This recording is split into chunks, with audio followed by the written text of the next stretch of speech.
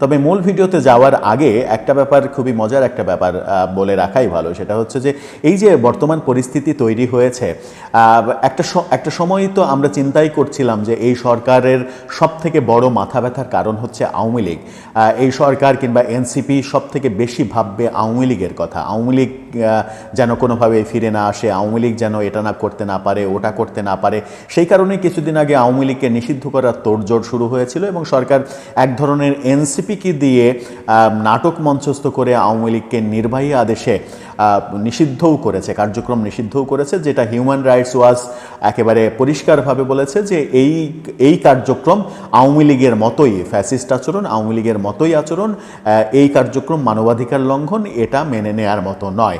এরকম পরিস্থিতি যখন তৈরি হয়েছে, আমরা কি কদিন আগেও ভাবতে পেরেছি যে সরকারের চিন্তার কারণ আওয়ামী লীগের বাইরে এসে যারা জুলাই আন্দোলনের পক্ষের শক্তি ছিল তারাই সরকারের চিন্তার কারণ হয়ে যাবে?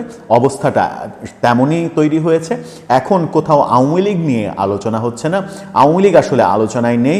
আওয়ামী লীগের বাইরে অর্থাৎ জুলাই অভ্যুত্থানের পক্ষের শক্তিরাই এখন সরকারের জন্য বড় চিন্তার কারণ হয়েছে। এর কারণটা হিসেবে অনেকে বলেন সরকারের মাঝে অন্য আরেকটা সরকার বাস করছে, যারা বিভেদ তৈরি করছে, রাজনৈতিক দলগুলোকে দূরে ঠেলছে এবং কৌশলে ক্ষমতা দীর্ঘায়িত করার চেষ্টা করছে। সেখান থেকেই আজকে প্রেস ক্লাবে একটা অনুষ্ঠান হলো, সেখানে বিএনপি সহ বিভিন্ন রাজনৈতিক দল অংশগ্রহণ করলো। সেই অনুষ্ঠানে পরিষ্কার একটা বার্তা দেয়া হলো, সরকার কিছু কিছু রাজনৈতিক দলকে দূরে ঠেলে দিয়ে মৌলবাদীদের সঙ্গে আঁতাত করছে ক্ষমতা দীর্ঘায়িত করার জন্য। বিভিন্ন ইসলামী দল মৌলবাদী, তাদের সঙ্গে আঁতাত করেছে সরকার যেন তাদের ক্ষমতা দীর্ঘায়িত হয়, কিন্তু এটা দিয়ে কোনো কাজ হবে না, সরকার ক্ষমতা দীর্ঘায়িত করতে পারবে না, তেমনটা বলা হয়েছে। বিএনপি নেতা গয়েশ্বরচন্দ্র রায় বেশ কয়েকটা গুরুত্বপূর্ণ কথা বলেছেন।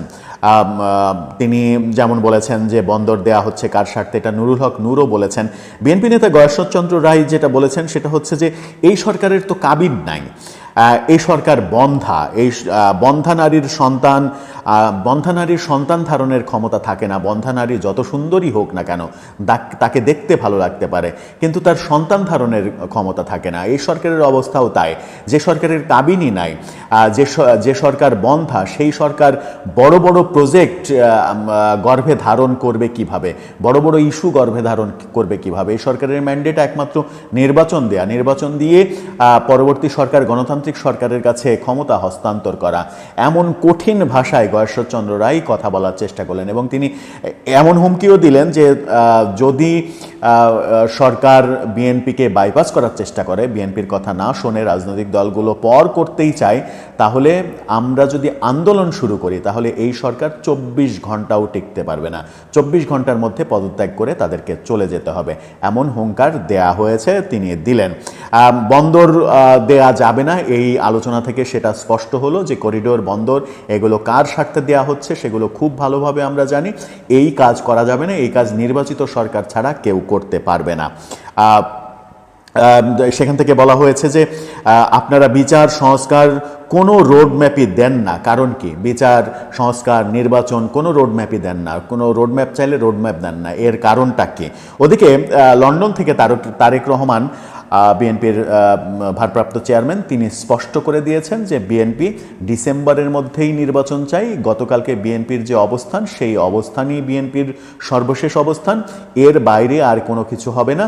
এবং তিনি বলেছেন যে সংস্কার, বিচার, এগুলো চলমান প্রক্রিয়া, এগুলো চলমান থাকবে, এগুলো পরবর্তী সরকার যারাই আসুক তারা চালিয়ে নেবে, এটা এখনই শেষ করতে হবে, এর কোনো মানে নেই। অর্থাৎ পরিষ্কার বার্তা তিনি দিয়ে দিলেন যে ডিসেম্বরের বাইরে, 31শে ডিসেম্বরের বাইরে সরকার যদি একটি দিনও অতিবাহিত করতে চায় তাহলে সেটা করতে দেয়া হবে না। বিএনপির অবস্থানটা দৃঢ় অবস্থান। এই যদি সর্বশেষ অবস্থান হয়, গয়েশ্বরচন্দ্র রায় যে আন্দোলনের হুমকি দিলেন এবং তারেক রহমানের অবস্থান যেভাবে স্পষ্ট করলেন, সরকার রাজনৈতিক দলগুলোর সঙ্গে বৈঠকে যেভাবে সময় পার করছে এবং বৈঠকে কাঙ্ক্ষিত নিজেদের পক্ষে সমর্থন খুব একটা মেলেনি। যদিও সবাই মুখের কথা বলছেন যে আপনি পদত্যাগ করবেন না, কিন্তু এই কথাও বলছেন যে পদত্যাগ আসলে কোনো সমাধান নয়। তার মানে হচ্ছে যে আপনি পদত্যাগ করলেই সমস্যার সমাধান হয়ে যাবে তা নয়, কাউকে না কাউকে তো সরকারকে এগিয়ে নিতে হবে, নির্বাচনের দিকে যেতে হবে। সুতরাং পদত্যাগ করে কোনো সমাধান হবে না, নির্বাচন দিয়ে পরবর্তী গণতান্ত্রিক সরকারের হাতে ক্ষমতা হস্তান্তর করাই একমাত্র সমাধান। এখন তাহলে প্রফেসর ইউনূস সরকার আদতে কি করবেন, যখন তার সামনে হুমকি হিসেবে দাঁড় করানো হলো আন্দোলনকে, এবং সরকার পতনের আন্দোলন, নির্বাচনের আন্দোলন।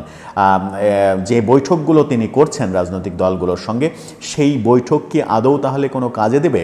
আবার আজকের বৈঠকে তিনি রাজনৈতিক দলগুলোকে যে ভারতীয় আধিপত্যবাদের কথা বলেছেন, ভারত নানাভাবে তাদের উপরে চাপ প্রয়োগ করছে, ডিস্টার্ব করছে, সেটাও খুব গুরুত্বপূর্ণ বিষয়।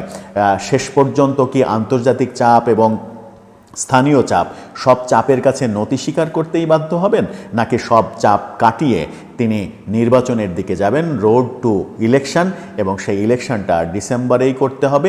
মানবজমিন গতকালকে একটা প্রতিবেদন ছাপিয়েছিল, তারা সেখানে তাদের মতো করে ভেতরের খবর বের করে জানিয়েছিল যমুনা এখন তৈরি হচ্ছে ডিসেম্বরে নির্বাচন করার জন্য। সেটা কি সত্যই? দর্শক, আপনার কি মনে হয়? আপনার মতামত জানিয়ে লিখতে পারেন আমাদের কমেন্ট বক্সে।